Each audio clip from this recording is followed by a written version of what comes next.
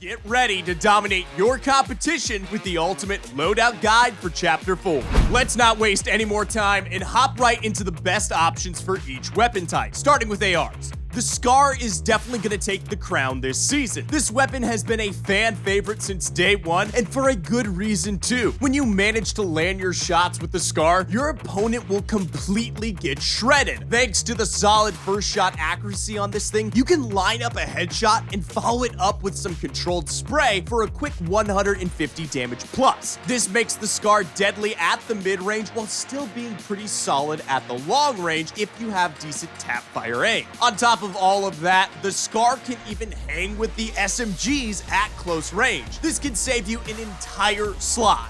Check this out. If you're usually indecisive with what weapons you like to use, then don't worry. Epic narrowed it down to only 2 ARs this season. And while we do believe the Scar is the better choice, the Red-Eye Assault Rifle can also pack a mighty punch. When ADSing, your crosshair practically takes up your entire screen. Combined with the Red-Eye Reticle, hence the name Red-Eye, tap firing opponents from far distances is pretty easy. This can be super clutch for stacked tournament games where you need damage tags for Storm Surge.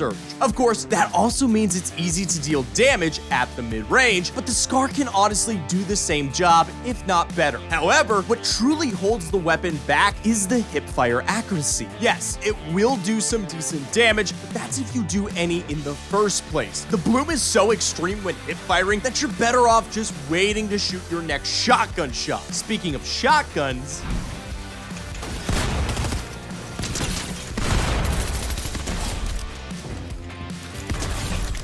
alright, now that we've got ARs out of the way, let's talk about the most important weapon in Fortnite, shotguns. Unlike the ARs, Epic decided to keep 3 main shotguns in the game, the Thunder, the Heavy, and the Maven Auto. Yes, the combat shotgun is technically in the game through the tactical armory perk, but it is just straight up awful.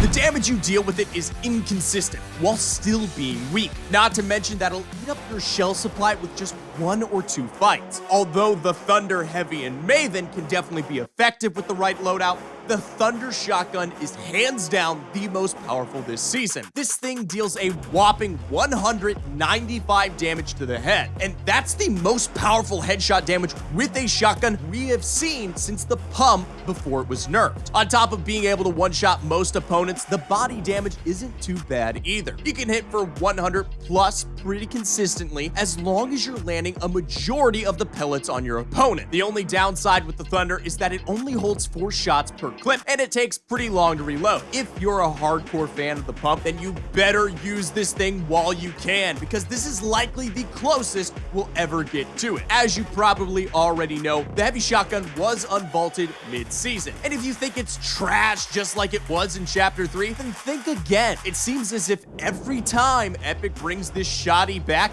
it is a completely new weapon. Epic decided to keep the super tight ADS accuracy and ditch the annoying hip fire bloom we saw previously. These new changes make the Heavy a viable option, especially for those who prefer fighting with multiple body shots from a distance instead of the up-close, in-your-face, one-pump approach. The range with this weapon is pretty crazy, especially when ADSing. Keep that in mind when deciding between the Thunder and the Heavy. Last but not least, well, technically least, we have the Maven Auto Shotgun. This weapon basically functions like the OG tactical shotgun, but just worse. The damage is decreased, the reload time is increased, and overall is just not a very good weapon. Even if you were to land all your shots on an opponent in your box, you'll likely end up getting out-traded if they're using a Thunder or Heavy shotty along with a spray weapon. The only time we'd recommend using the Maven Auto is in combination with the Red-Eye Assault Rifle and an SMG. Without these 2 weapons to complement it, you're really gonna struggle when fighting. If you're serious about improving, head on over to ProGuides.com, where you can access all of our courses and bootcamp content for just $7.99. And if personalized coaching is more your speed, you'll get 10% off any session with any of our pros. If you're an Avoid SMG user, then pay close attention. Now that we've gone over the two primary weapon types, we can talk about the optional one, the SMG. The reason we say it's optional is because you don't need to use one at all in order to be successful. However, some loadouts like the Maven Auto combined with the Red Eye Assault Rifle will need it for pressuring purposes. Thankfully, Epic decided to only keep two SMGs in the loot pool, and they're both pretty balanced. No more getting deleted in your box before you can react. First off, we have the Machine SMG. Now, we've actually seen this weapon in the game a few times previously, and not much has changed. It has a clip size of 33 and deals some decent damage to the head and body. And while it's not as powerful as the Twin Mag, the extra ammo capacity it supports can make it worth picking up, especially for those of you who don't have the best tracking aim. Like I just said, the Twin Mag has the ability to deal more damage, but it requires more accuracy. With only 20 bullets per clip, you better make sure your tracking is on point. Maybe take a look at one of our previous videos to help you out. Less than a half second of missed shots can completely ruin your chances of winning the fight. So, make it count. Yes, the Twin Mag does have a noticeably quicker reload time than the Machine SMG, but none of that really matters when you're right next to your opponent. Although the Tactical Pistol technically isn't an SMG, it pretty much functions as one. You can spray with it full auto like an SMG while still being able to tap fire it with one-shot accuracy like an AR. We wouldn't recommend opting to use one in every game you play, but if you're unable to grab an AR or an SMG, the Tactical Pistol can act as a replacement in the meantime. All right, Fortnite fam, it is time for the question of the day. What is your favorite shotgun in the history of Fortnite? Let us know what you think in the comments below. For us at ProGuides, we've got to go with the pump.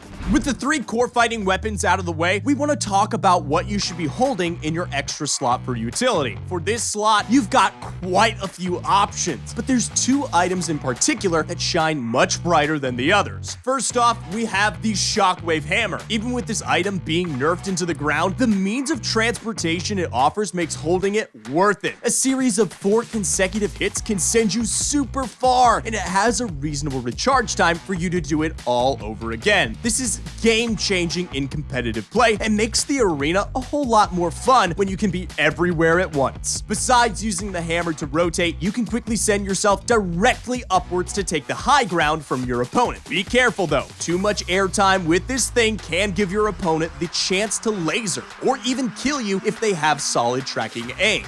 The second item we'd recommend carrying is the brand new Guardian Shield. When activated, the Guardian Shield will provide you a large screen of cover. Any shots from an opposing player will be completely blocked by the shield, but your teammates can still spray through it. As you could imagine, this is extremely broken. Want to full-on spray another team without taking any damage? Simply activate your shield while your teammates spray towards them through it. Just make sure your back and sides are protected. Want to rotate into the endgame with no chance of taking damage? Take turns holding your shield out while you and your teammates inch your way into safety. Other than being super clutch for the endgame, the Guardian Shield can also be a very practical item to fight with. You can pull your shield out at any time to block all of your opponent's shots, to throw them off, allowing you to take a whole new approach to the fight. You can also play it safe by approaching an opponent's box with your shield out for insurance. You already know that players love taking random edit shots. Although you can't resort to heal-offs like Cray anymore, the heals you carry will have a huge impact on your performance.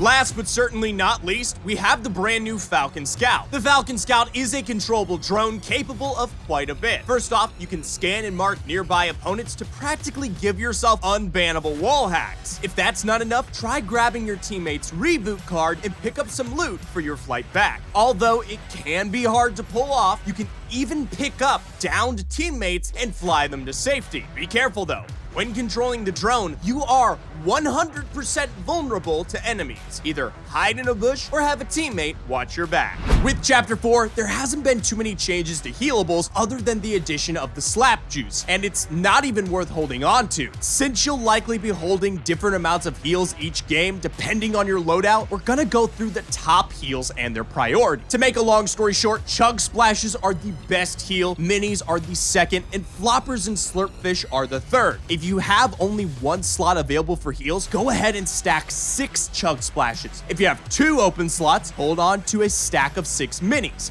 And if you somehow have a third slot or aren't able to find chugs or minis, stack as many fish as you can. All of these items can be used rather quickly, making it possible to pop in the middle of a fight. Of course, there are other heals like medkits, full pots, and bandages, but these are not optimal for fighting due to how long they take. Definitely hold on to these if you have to, but don't make it a priority.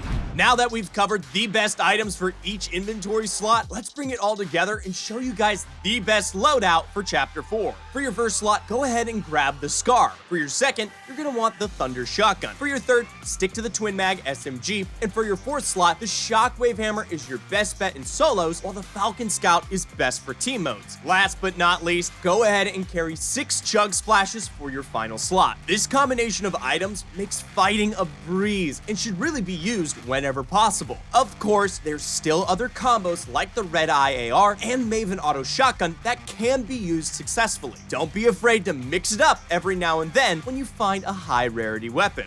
That wraps things up for today's Fortnite fam. Did you enjoy the video? Be sure to leave a like and ring that bell to stay up to date with all the latest and greatest tips and tricks we have to offer. Also, feel free to leave a comment and let us know if there's anything you would be interested in learning more about. Remember, you could be one of the best fighters in the world and still end up struggling if you don't have the right loadout. Implement the loadout tips we gave you guys today and you'll be ready for domination. Once again, my name is Zephyr and I'll see you in our next video here at ProGuides.